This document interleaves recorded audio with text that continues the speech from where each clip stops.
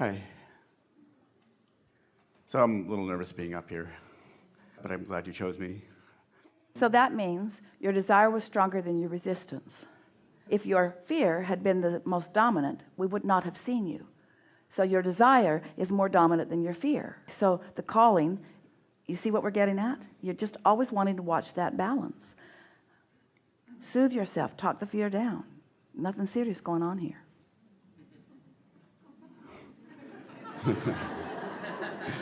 Okay. So I've been working to create, quote unquote, the job of my dreams. I went back to graduate school and got a master's in astrophysics. And I've been trying to create this, something just where I love what I do, where I'm working with people that love what they do, where... So the job of your dreams, given what you've heard us talk about here, the job of your dreams keeps expanding, yes? Because you can't stall out. So it's open-ended. Yes. The ideas keep flowing. Yes. You get to dovetail with other brilliant people in a collaborative fashion where great ideas can really hatch. We can see why you'd call that the job of your dreams. We'd call it the most realistic thing that we've ever heard from anyone.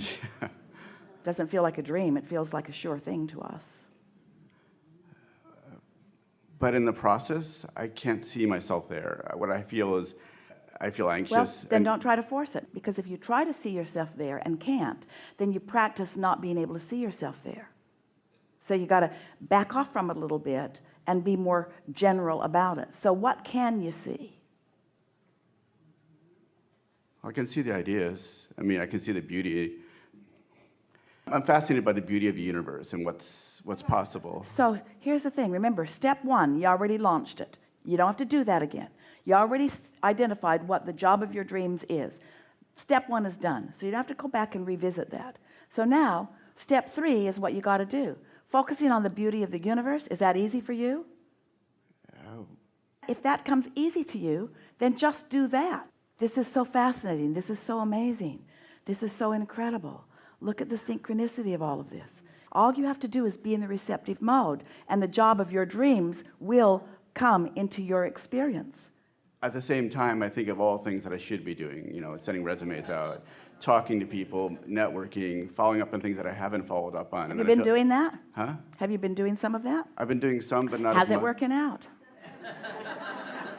I feel stuck. There are those who say, if you throw enough mud on the wall, some of it will stick. And we say, yes, but it always makes a big mess. What you want to do is think about, why do you want this? That's what we'd like to hear from you. Why do you want this? Why do you want this job of your dreams? What is it about it that turns you on? It's hard to explain. It's just the energy of seeing things as they are. It's like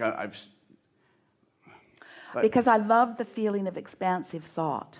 And I love getting to look at something differently than most others can see it.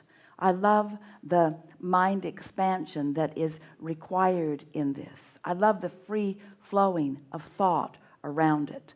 I love the bigness of it. I love the massiveness of it.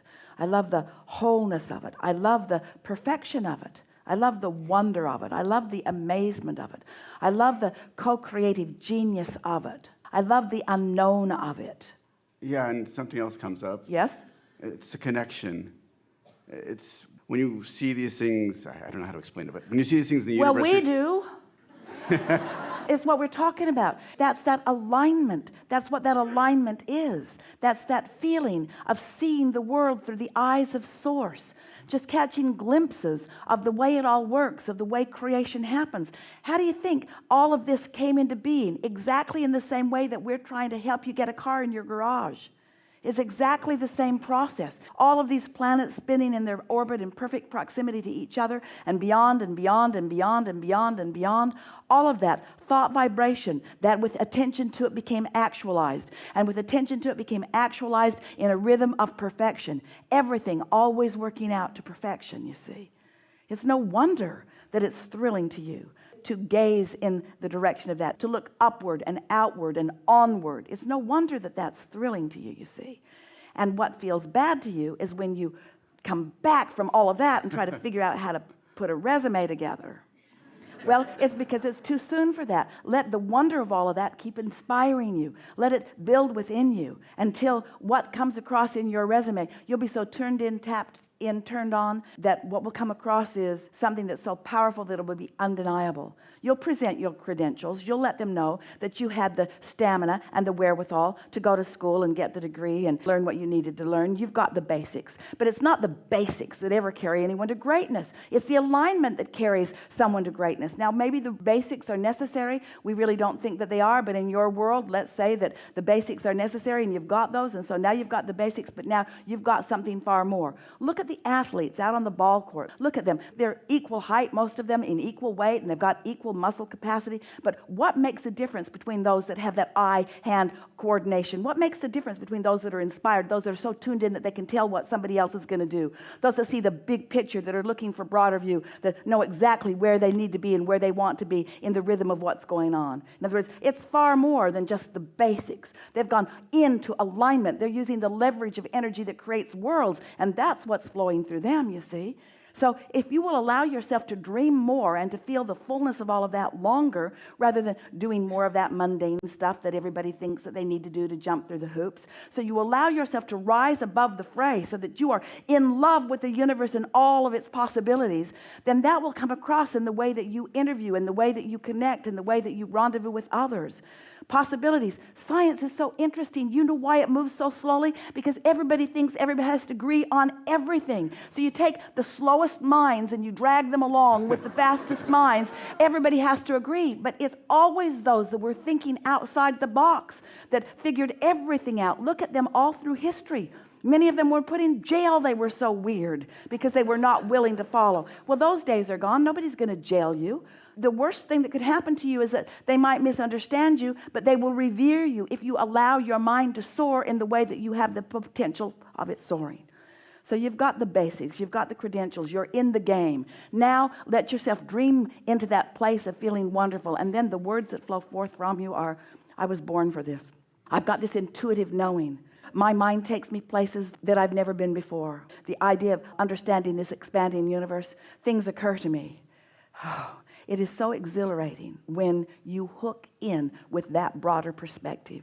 And every single invention, every single understanding, concept, mathematics, everything that has ever come into this physical world has come by one person who stood apart, who didn't do the mundane stuff that everybody else was doing, who stopped feeling guilty about jumping through the hoops that everybody was jumping through, and allowed themselves to be for a longer period of time in that atmosphere of belief and understanding, and then the thoughts begin to flow in a big, big way. And you will never be happy under any other conditions. You got to go there. We always enjoy visiting with people who have called themselves creative. You all are, no matter what your endeavor, but those in music or those in art or those in science who have felt what it feels like, those in sports, biggest population, who feel what it feels like to be in that zone, who know what it feels like as you just catch glimpses of that alignment. And in that aligned state, you turn your attention toward something of interest to you, and you see it open in a whole new understanding. And if you don't need to scamper and get confirmation from others who aren't there, who aren't in that receiving mode, that's why that calls you. You want to be in the receiving mode that nobody else has received. You want to be in the receiving mode that nobody else has received. You're not a regurgitator, you're a creator. Yeah. I have a question, though. Yeah.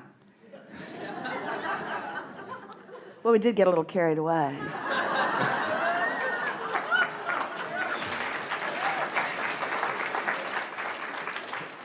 So I agree with everything you say, except there's one thing that kind of sticks with me. When you say you have the credentials, when I talk to people in the field, I have a master's right now, and they're like, well, you don't have a PhD, you don't have a postdoc. There are all these hoops that people tell me, well, we can't consider you because of these reasons, or you don't have this programming experience or whatever it happens to be. And then I get stuck because I'm like, well. Then you're talking to them too soon. You're talking to them too soon. When you're in that state of alignment, you carry a credential with you, a vibrational credential. look at the greats. What kind of credentials did Galileo have? What kind of credentials? Your credentials are the way you mundanize yourselves. Your credentials are the way you standardize yourselves. Your credentials are the way you compare yourselves in the action orientation. You're talking about inspiration. You're talking about alignment. Do you want to be part of the system that is requiring you to jump through hoops? Or do you want to tap into the genius of the universe and make something big happen? Esther and Jerry read a book a few years ago, stuck in their minds. It was a man who was talking about travel and how to make travel easy. And he was talking about how to interact with airlines and how to interact with hotels and so forth. And he said, if you ask someone to do something, make sure that they have the power to give it to you. Otherwise, you're just wasting your words. You sort of get that. Ask somebody that has the power to make the water hotter in your room, and so on. Otherwise, it's just a waste of time. So we'd like to reflect that to you by saying, when you ask those who are willing to play in the world of mundaneness to give you your certificates, then you've sort of relegated yourself to a different game than you want to play in. And we think that's what's grinding at you. Because we don't believe that if you were a basketball player that you'd go and you'd say, I've never played, but I would like to play in the NBA, and expect to be able to play. But that's not what's going on here. You have far more vibrational credentials than you are giving yourself credit, and you're letting someone else that doesn't understand how to feel who you really are in relationship to what you really want. This is the thing that we're saying to all of you all of the time. You're looking for love in all the wrong places. You're looking for accreditation in all the wrong places. You're looking for it from other humans who cannot give it to you. Go to your source and your source will give it to you. You're looking for confidence. You're looking for clarity. You're looking for stamina. You're looking for vitality. You're looking for genius. You're looking for information. You're not going to find it there with them. They're moving paper clips around. That's their job.